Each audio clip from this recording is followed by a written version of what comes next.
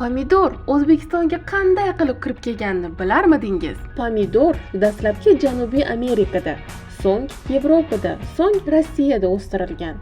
19-asr oxirlarida Rossiya imperiyasi davrida pomidor urug'lari O'zbekistonga olib kirilgan.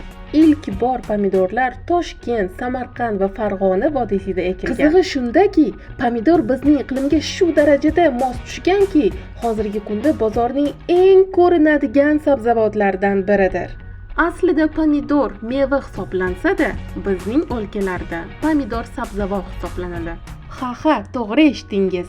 Pomidor nafaqat lazzatli, balki juda foydalidir. Pomidorning kaloriyasi past, hazm qilish esa oson, teri uchun ham foydalidir.